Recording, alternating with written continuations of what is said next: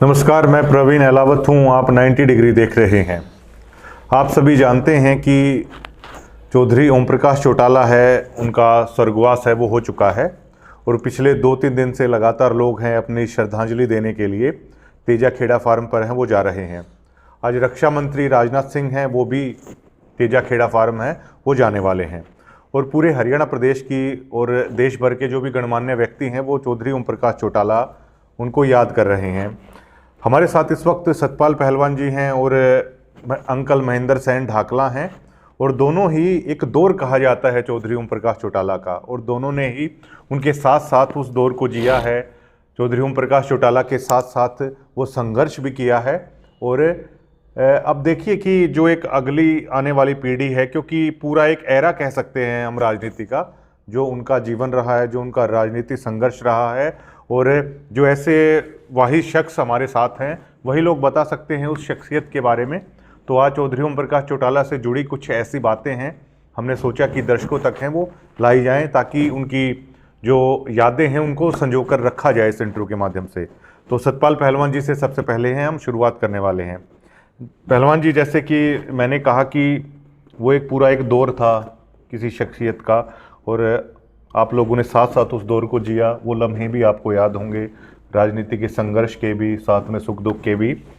और हमने दर्शकों को भी बताया था कि आप रैली में थे, जर्मनी के फ्रैंकफर्ट एयरपोर्ट पर उतरे ऐसे शख्स थे वो। तो हमारे दर्शकों को बताइए कि कौन थे, क्या थे चौधरी ओम प्रकाश चौटाला जी। प्रवीण जी, सबसे पहले आपके सभी दर्शक साथियों को मेरी तरफ से नमस्कार, आपका धन्यवाद।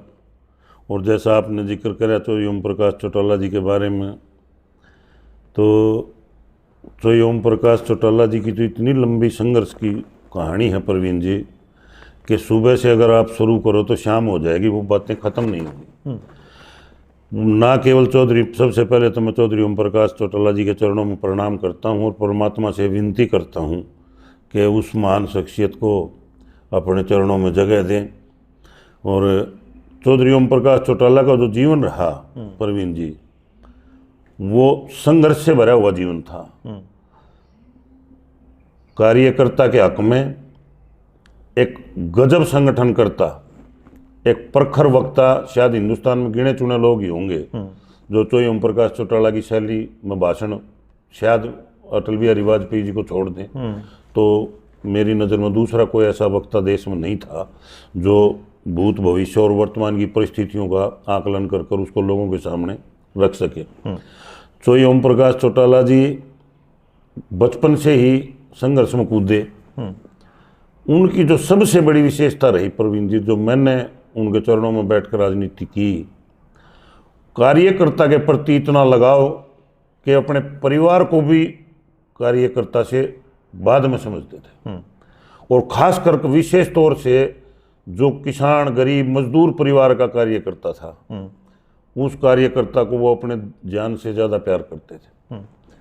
अनेक बार मैंने देखा है कि उनके जो फैसले थे ना, वो चौंकाने वाले थे और संघर्ष करने में उनका कोई सानी नहीं है प्रवीण जी। अच्छा बिच्छा आदमी भी, शरीर से हष्टपुष्ट आदमी भी 8-7 घंटे मेहनत कर लेता है। या आज के नेताओं के इस दौर की बात करें तो ये कहते बहुत घंटे ज़्यादा काम मैंने कर दिया। चौधरी ओम प्रकाश चौटाला जी चाहे सरकार में रहे, चाहे चौधरी ओम प्रकाश चौटाला जी विपक्ष में रहे, सरकार में अगर 18 घंटे काम किया तो विपक्ष में 20 घंटे काम करने का काम करते थे। लोगों को बीच में रहते थे, लोगों के दुख में, सुख में, शादी में। अब भी इतनी बुजुर्ग अवस्था में आपने देखा होगा 90 साल की उम्र में जब लोग बाग ये सोच लेते हैं यार क्या है, लेकिन उनके दिल में कार्यकर्ता के प्रति इतना अगाध प्रेम था, प्यार था। अब वो कार्यकर्ता को ये मानते थे कि कार्यकर्ता पार्टी की रीढ़ है और यही प्रमाण उन्होंने उनके 5 साल के शासनकाल में दिया। राजनीतिक परिस्थितियां कुछ होगी, लोगों ने एक प्रचार चला दिया। चौधरी ओम प्रकाश चौटाला जी कार्यकर्ता की सुनते थे, विधायकों की नहीं सुनते थे। विधायक से कार्यकर्ता के सम्मान को ऊपर रखते थे। विधायक अगर कार्यकर्ता की अनदेखी करता था तो उसको डांट भी लगाते थे। ये भी शायद हिंदुस्तान की राजनीति में पहली बार किसी ने ऐसा राज किया कि जिसमें विधायकों से ज्यादा कार्यकर्ताओं को किसी ने अहमियत दी, शायद मंत्रियों से भी ज्यादा। इसीलिए तो उनको कुशल संगठनकर्ता माना गया। वो एक ही बात कहते थे कि पार्टी कार्यकर्ता से चलती है, विधायकों से नहीं चलती। ठीक। और पार्टी को की जान भी कार्यकर्ता होते हैं, इसीलिए उनका विशेष फोकस होता था। मैं एक उदाहरण देता हूँ आपको। अभी हमारे भाई हैं धर्मवीर जी सालावाद से, उनकी बेटी की शादी थी और हम निमंत्रण देने चले गए। तो ये साहब कहने लगे, प्रधान जी मैं तो विदेश जा रहा हूँ और वापसी भी उसी दिन की है। मगर जी एज यू लाइक, हम तो ये कह सका थे, नेता क्या अगर फरियाद ही रख सकते हैं। बोला बाहू होने की जरूरत नहीं है धर्मवीर, मैं शादी में आऊँगा। और इतिहास का शायद ऐसा पहला मौका होगा, इतना बड़ा नेता होने के बाद जैसे ही एयरपोर्ट पर उतरे, फौरन उतरते की 7 गाड़ी दिल्ली कोठी पर नहीं गई, मेरे पास फोन आ गया था, इधर सतपाल धर्मवीर के यहाँ बेटी की शादी है। मगर जी तो ही साहब बोला मैं आ रहा हूँ, मेरे को तैयार मिलना। सीधे एयरपोर्ट से धर्मवीर की बेटी में कन्यादान करने पहुंचेगी। इतनी मेमोरी, अहमियत, इतनी अहमियत तो छोटे से छोटे कार्यकर्ता की भी ऐसे रखते थे। अच्छा एक बात बताइए पहलवान जी, कि आजकल मुझे ऐसा कोई राजनेता हरियाणा में फिलहाल दिखाई नहीं देता जो अपनी वेशभूषा या भाषा शैली से बिल्कुल हरियाणा के लोगों की तरह दिखे। शायद चौधरी ओम प्रकाश चौटाला अपने पहनावे से, कुर्ता धोती खंडवा और भाषा शैली से मतलब बिल्कुल ऐसा लगता कि हाँ वाकई में ये लीडर है वो हरियाणा से है। आजकल ऐसा कोई राजनेता दिखाई देता नहीं शायद। परवीन जी आजकल नहीं, आगे भी नहीं दिखेगा, पहले भी नहीं दिखा होगा। आजकल तो चॉकलेटी और ये सांस्कृतिक जो चीजें आपने जो चिन्हित की हैं चोई साहब की, ये तो उनकी अपनी एक सांस्कृतिक पैरान था। लेकिन जो सोच और जो विचार उनके मैंने देखे, वो 24 घंटे एक ही बात को सोचते रहते थे कि भी किस प्रकार से किसान का फायदा कराया जा सके, कौन सी मजदूर के हक में पॉलिसी बनाई जा सके है, कौन सी गरीब के हक में कोई कार्य किया जा सकता है। और उनके जो विचार थे ना, वो विचार केवल और केवल ग्रामीण लोगों के जो मूलभूत जरूरियात थी उनके ऊपर ज़्यादा फोकस रहता था, क्योंकि शहर में तो सरकारें सभी फैसिलिटी दे देती थी। लेकिन चोई साहब का जी 5 साल का कार्यकाल रहा तो उन्होंने एक नया तरीका इजाद करे। उससे पहले किसी ने, या तो चोई देवीलाल ने एक बार जनता दरबार लगाए थे, और फिर चोई देवीलाल ने, ओम प्रकाश चौटाला जी तो ऐसा करे कि पूरे हरियाणा विधानसभा के और क्षेत्र के गांव-गांव जा करके सरकार आपके द्वार कार्यक्रम चला करके, ये जो आज तक जो लिंक रोड हैं, बहुत से साथियों को नहीं पता होगा इस बात का, जो लिंक रोड हैं, पहले जो 33 क्रम का रास्ता होता था गांव से गांव को जोड़ने वाला, वो 33 क्रम के हरियाणा प्रदेश में जो रास्ते बनाए गए लिंक रोड, वो तो ओम प्रकाश चौटाला की सोच और उनकी देन थी। हालांकि मैं तो इतना ज़्यादा काम नहीं किया, लेकिन एक बार जज्जर दफ्तर आए हुए थे तो मैंने पहलवान जी उनसे पूछा भी था कि चोई साहब इस उम्र में भी इतना दृढ़ता आपका क्या राज है। तो उन्होंने जवाब दिया था कि मैं संयमी धैर्यवान आदमी हूँ और काम करने में बहुत ज़्यादा है, मतलब मैं विश्वास रखता हूँ। ये उनकी भाषा शैली से भी झलक रहा था कि वो उम्र सिर्फ उनके लिए शायद एक संख्या मात्र थी, वो संघर्ष करना है वो जानते थे इस उम्र में भी। उम्र को तो प्रवीण जी उन्होंने कभी अपने ऊपर हावी नहीं होने दिया। उम्र की बात, और जहाँ तक उनकी कार्यशैली की बात, संघर्ष की आप बात कर रहे हो, वो उन नेताओं में नहीं थे कि कार्यकर्ताओं की तो खाल काट लो और आप पीछे बैठ जाओ, भाषण देकर चले जाओ। 96 में चोई बंसीलाल जी की पार्टी से सरकार बनी थी, चोई बंसीलाल जी की सरकार बन गई थी। हमारे यहाँ से जो कांता देवी थी पूर्व मंत्री, उनके पिताजी बने थे राम प्रकाश। तो राम प्रकाश जी का देहांत हो गया, चंडीगढ़ जाते वक्त ओथ लेने के लिए जा रहे थे, रास्ते में एक्सीडेंट हो गया, बाई इलेक्शन हो गया। तो चौधरी ओम प्रकाश चौटाला जी उस समय हमारे यहाँ कार्यकर्ता होते थे, जापान सूबेदार।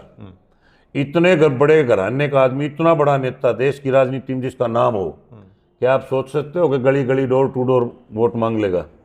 लमरेटा स्कूटर के ऊपर बैठकर गलियों में वोट चौधरी ओम प्रकाश चौटाला जी ने उस बाई इलेक्शन में मांगी थी। शकुंतला जी लड़ाई थी हमारी पार्टी से, केडी की होती थी, जो पहले तो वीरेंद्र सिंह की सरकार में ले रही थी एक बार, तो उसको यहाँ से टिकट दी गई थी। और उसके प्रचार में स्वयं चौधरी ओम प्रकाश चौटाला जी और दोनों भाई अजय सिंह जी भी, अभय सिंह जी भी, और हमारी जो बहन जी थी सुमित्रा जी, और वो पूरा परिवार, ये नहीं कि वो एक ही बात मानते थे कि ये परिवार तेरा नहीं, हरियाणा प्रदेश का जो छोटे से छोटा भी एक आखिरी पंक्ति का जो कार्य करता है, वो चौधरी ओम प्रकाश चौटाला जी उसको अपने परिवार का हिस्सा मानते थे। और वो इसीलिए जाने जाते थे कि कार्यकर्ता अगर को रात को 2 बजे भी अगर चला गया तो उन्होंने अपनी नींद की चिंता नहीं करी, ये भी नहीं देखा कि ये छोटा कार्यकर्ता है, वो स्वयं फौरी तौर पर बिस्तर से उठ करके उसके दुख का समाधान करने का काम किया। बहुत किस्से आज भी सुनने को मिल जाते हैं इनेलो के, अगर किसी आप जैसे नेता या अन्य कार्यकर्ताओं से मिलते हैं तो उसमें आमतौर पर एक चीज़ कही जाती है कि इतनी कड़क और रौबदार अफसरशाही के ऊपर उनकी जो मतलब कहते हैं ना कि अफसरशाही पर लगाम अगर लगाना किसी से सीखना हो तो चौधरी ओम प्रकाश चौटाला से सीखिए। तो कुछ लोग ये कह देते हैं कि फोन आता था तो डीसी हैं कुर्सी छोड़कर खड़े हो जाते थे, एसपी हैं वो कुर्सी छोड़कर खड़े हो जाते थे। सच्चाई थी कि चौधरी ओम प्रकाश चौटाला का फोन इतना दमदार होता था कि अधिकारियों में हलचल हो जाती थी? देखो सत्य है ये बात। प्रवीण जी, ये बात बिल्कुल सत्य है, लेकिन ये नहीं था कि अधिकारी कुर्सी छोड़ खड़े हो जाते, क्योंकि चौधरी ओम प्रकाश चौटाला जी इतने पंक्चुअल थे। अगर जो काम उन्होंने किसी अधिकारी को बता दिया तो अगर उस अधिकारी ने वो काम नहीं कराया तो फिर तो अधिकारी को पसीना आना स्वाभाविक है, क्योंकि वो ना नेग्लिजेंसी करती थे, ना नेग्लिजेंसी बर्दाश्त करते थे। प्रशासनिक अधिकारी को वो एक बार फोन करते थे, दोबारा कभी फोन नहीं करते थे वो, और वो काम स्वयं हो जाता था। रात को सोने से पहले भी हरियाणा प्रदेश के सभी डीसी एसपी से बात करके सोते थे हर रोज। अच्छा। मैं उनके साथ विदेश गया तब भी यही प्रक्रिया थी। ठीक। मतलब पूरे जिले का हालचाल जानना, सब अपनी प्रजा के बारे में जानना, अधिकारियों के बारे में जानना, कहीं कोई अप्रिय घटना तो नहीं होगी, वो पूरे प्रदेश का हालचाल जानकर वो एक बात और कहा करते, बोले मैं तारीख बदल के सोता हूँ भाई। तो चौधरी ओम प्रकाश चौटाला जी 12 बजे से पहले तो सोते नहीं थे, सुबह 5 बजे से पहले खड़े हो जाते थे। इतने समय के पंक्चुअल पाबंद मैंने अपने जीवन में कोई नेता नहीं देखा आज तक भी, और ना भविष्य में कोई होगा। अगर आपको ये कह दिया कि झज्जर में 9 बजे में होऊंगा तो घड़ी में 5 मिनट 9 बजने से पहले आपके प्रोग्राम में हाजिर हो जाते थे। लेट लतीफी ये नहीं कि 9 बजे का प्रोग्राम दे दिया और 5 बजे लोग बाट देखते रहे ना, लोगों से पहले भी आगे बैठ जाते थे। कई बार जो बीजेपी आज हरियाणा बीजेपी में राज कर रही है, कांग्रेस वो ला लो, जो नेता ही ला लो, सारे नेता ला लो, जो बीजेपी आज राज कर रही है वो चौटाला साहब के नीचे काम किया काफी। हाँ, वो पार्टी में समय समय की बात है। प्रधानमंत्री नरेंद्र मोदी की एक तस्वीर भी है हाँ, कि चौटाला साहब फीता काट रहे हैं, उद्घाटन कर रहे हैं और नरेंद्र मोदी जी वो साथ में खड़े हैं। हाँ, वो समय की बात है, समय परिवर्तनशील है प्रवीण जी। एक समय ऐसा होता था, चौधरी देवीलाल ने अकेले एक वाहिद ऐसे शख्स थे जिन्होंने भारतीय जनता पार्टी को भी इकट्ठा कर और पूरे देश की अपोजिशन को इकट्ठा करके इस देश की राजनीति को बदल दिया था। चौधरी देवीलाल वो महान शख्सियत थे, और उन्हीं के नक्शे कदम पर चलते हुए चौधरी ओम प्रकाश चौटाला। आज की राजनीति तो बहुत आसान कर दी लोगों ने, सोशल मीडिया इतना हो गया को आप कहीं जाते तो आते तो हो नहीं, सोशल मीडिया पर बैठ कर 4 बयान देकर कोई भी नेता बन जाता है। चौधरी ओम प्रकाश चौटाला जी का जो संघर्ष अगर आप देखोगे ना, उस टाइम पे तो केवल मात्र एक अखबार होता था प्रवीण जी, टेलीफोन भी नहीं थे, किसी किसी घर में टेलीफोन होया करते। और पूरे हरियाणा प्रदेश के 6,500 के समथिंग गांव में कोई गांव ऐसा नहीं था जिस गांव के अंदर चौधरी ओम प्रकाश चौटाला जी 5-10 कार्यकर्ताओं को बाई नेम नहीं जानते थे। और उनकी सबसे बड़ी विशेषता ये थी, वो कार्यकर्ता का इतना ख्याल रखते थे, इतना ख्याल रखते थे कि शायद कार्यकर्ता सपने में भी नहीं सोच सकता। उस बात का मैं एक उदाहरण, मेरे को पेट्रोल पंप अलाट हो गया प्रवीण जी, और बहुत स्नेह था उनका, इतना प्यार था मेरे प्रति। 2-3 इंसिडेंट मैंने उनके देखे। तो मैं चंडीगढ़ चला गया, चुनाव नज़दीक आ गए थे। चुनाव नज़दीक आ गए तो मैंने सोचा कभी एनओसी ना हो पाए, गवर्नमेंट बदल जाए, बाद में ये ना लग पावे। तो चौधरी साहब ऑफिस में बैठे थे, तो जैसे मेरे को देखा बोले हाँ सतपाल, हाँ पहलवान। मैं चौधरी साहब ये बात थी, एकदम तो गुस्सा हो गए। इसी काम के लिए चंडीगढ़ आया, कितने 1000 रुपये में गाड़ी करके ले आया? मगर जी 5 में। क्यों, किस लिए खर्च किए 5000? मैं 29 तारीख को झज्जर आ रहा था। इतना कार्यकर्ता का ख्याल रखते थे कि कार्यकर्ता कहीं फजूल में पैसा कार्यकर्ता का खर्च ना हो जाए। मतलब इतनी सोच किसी नेता की हो सकती है क्या? एक कार्यकर्ता के प्रति उसके 5000 रुपये भाड़े के भी जीवन को दुखते थे, अब ये कार्यकर्ता के 5000 रुपये खाम खान लगे, काम तो झज्जर होने का था। तो इतनी कोई भी नेता, मैंने किसी नेता में इतनी क्षमता नहीं देखी कि जो अपने कार्य, नहीं तो लोग भीड़ लगवाने के लिए कितने पैसे लगवा लो और कितने खर्च करवा लो। जी, छोटे से छोटा का हमारे ग्राम कुंवर था सिलानी गांव का हरिजन भाई, वो उनके इतना नज़दीक था, चाहे किसी कम्युनिटी का था। हमारे ये महेंद्र सिंह चेयरमैन बैठे हैं, इनके बच्चे को बुला कर भर्ती कर दिया, क्योंकि पार्टी के प्रति समर्पित है। हमारे रामनिवास सैन थे डाइनी के गाँव से, उसके लड़के को भी चौधरी साहब ने पुलिस में भर्ती करवाने का काम किया था। मतलब अनेकों उदाहरण उनके ऐसे हैं कि जो भी कार्यकर्ता होता था वो उनकी नज़रों में होता था। ये नहीं कि जो नमस्ते कराया था उससे तो थोड़ा दूरी रखते थे। एक सबसे जो उनके अंदर जो उनका संघर्ष रहा, उन्होंने इंसान की पहचान करी। कार्यकर्ता के मान सम्मान को 24 घंटे ध्यान में रखा। अगर कोई मंत्री एमएलए किसी कार्यकर्ता को डिनाई कर देता था ना, तो उस मंत्री एमएलए की आप ये समझ लो क्लास लग गई। इतना प्यार कार्यकर्ता के प्रति, और ये नहीं कि किसी एक हल्के विशेष के प्रति या एक जिले के प्रति, जैसे सिरसा जिले की बात, पूरे हरियाणा प्रदेश के किसी भी कोने का, किसी भी धर्म का, किसी भी जाति का अगर कार्यकर्ता है, वो उसके पास मतलब इतने हौसले तो जाया करते कि जैसे हम अपने बाप के पास जा रहे हैं, नेता के पास नहीं जा रहे। यह आबासी कभी चोई साहब ने नहीं होने दिया कि भाई ये परिवार से अलग। इस किस्म की सोच चोई ओम प्रकाश चौटाला की थी। चोई ओम प्रकाश चौटाला जी तो 18-18 घंटे काम, मतलब पूरे दिन में 30-30, 40-40 सभाएं एक दिन में कर देते थे। किसी नेता में है कैपेसिटी आज? मैं यूथ का प्रधान था जब 40 सभाएं एक दिन में करके चले गए थे अपने जिले में। बताओ कौन नेता कर सकता है 40 सभाएं गाँव वाइज? जी जी, सतपाल पहलवान जी के पास भी हम आएंगे। अब जो महेंद्र अंकल हैं हम उनसे जान लेते हैं। अंकल जी कुछ बताइए, आप भी काफ़ी पहले जुड़ गए थे और आज तक जुड़े हुए थे, उस परिवार से आज भी जुड़े हुए हैं, तो कुछ अपनी याद बताइए चौधरी ओम प्रकाश चौटाला के बारे में। कैसे शख्सियत थे, कैसे राजनेता थे? अलाउद साहब, मैं सबसे पहले तो मैं आपको नमस्कार करता हूं और आपके सभी दर्शकों को राम राम।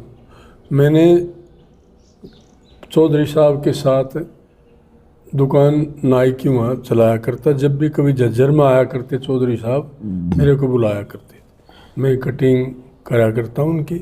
और जब भी चौधरी देवीलाल भी यहाँ आया करते तो मैं जुड़ा रहा चौधरी साहब से। आपका सम्मान किया उन्होंने? हाँ, जो आप जुड़े उनसे? हाँ, परिवार बहुत मान सम्मान। जैसे कार्यकर्ता का सबसे पहले आदमी थे जो उनकी कार्यकर्ता शान थी, जो आज तक भी चौधरी ओम प्रकाश चौटाला ने किसी कार्यकर्ता की मैं पर्ची लेके जाया करता।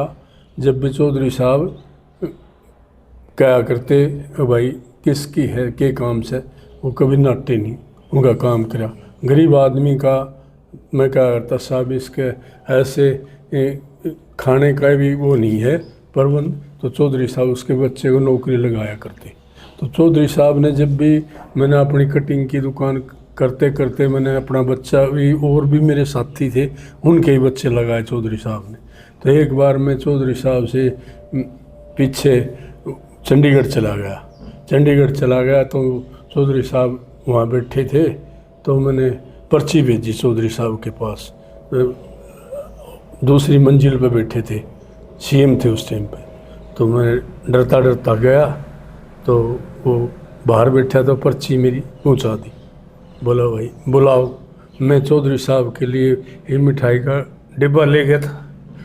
तो चौधरी साहब बोले भाई डिब्बा की क्या ज़रूरत थी महेंद्र? तो उनको इतना प्यार था, जब भी कदे झज्जर में आए या किधर बाहर, में ही 2-3 दिन से तेजा खेड़ा फार्म हाउस पे ही था। जिस दिन से मेरे को पता चला था उसी दिन मैं रात को 1 बजे तेजा खेड़ा फार्म हाउस पे चला गया। कल भी मैं वहाँ रहा, जिस दिन गुजरे उस दिन भी। और चौधरी साहब ने मेरी घरवाली गुजर गई थी, तो उनका टेलीफोन करा अभी, बोला भाई चिंता मत करना, फिक्र मत करना। बहुत मेरे को वो दिया सहानुभूति। अब परिवार में कोई ये तो लगे रहते आना जाना, बाकी तुम अपने कोई दिक्कत मत मानना इस चीज़ की।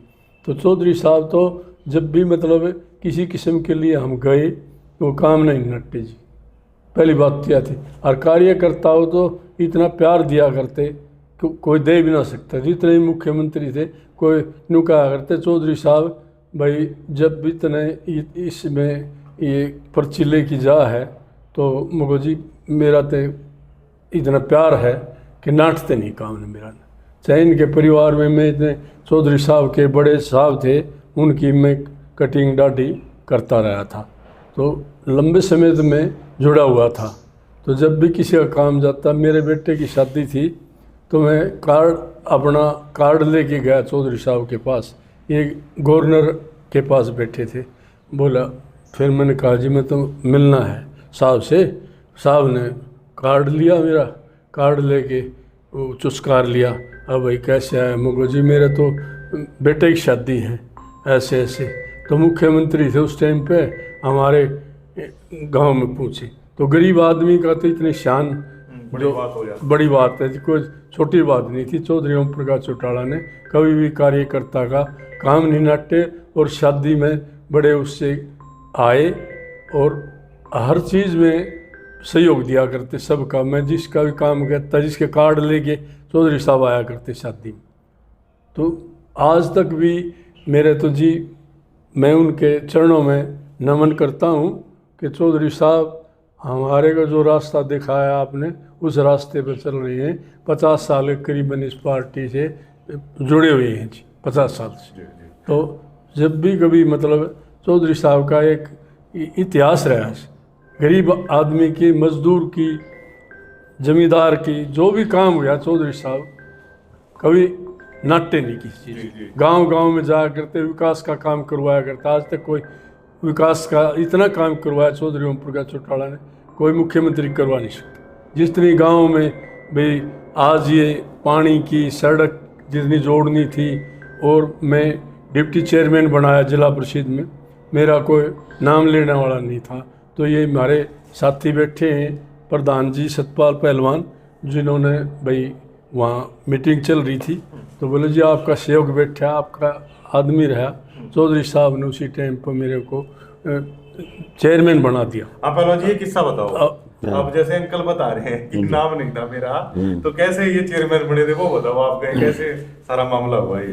वो ये बैकवर्ड के उस टाइम पे लगातार लंबे समय तक 42 साल तक ये बैकवर्ड सेल के जिले के संयोजक रहे हैं।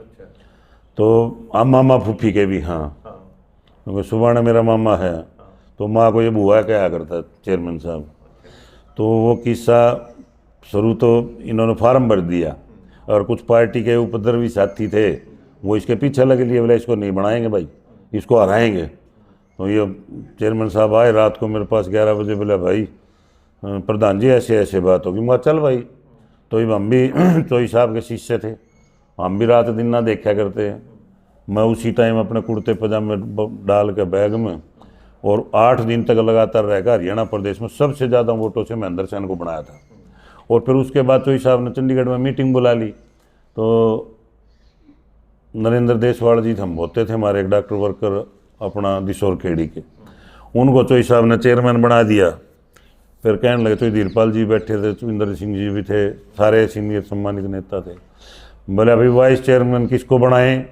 मैं बोले तो ये सब किसी न बनाओगे, पूरी उम्र होली में अंदर चेयरमैन ना आपकी सेवा करते हैं, इस तो बढ़िया कौन आपका? बोला बनाओ, इसको बना दो। वहीं फैसला तुरंत फौरी तौर पे 1 सेकंड में, बोला वाइस चेयरमैन महेंद्र सेन बना के भाई।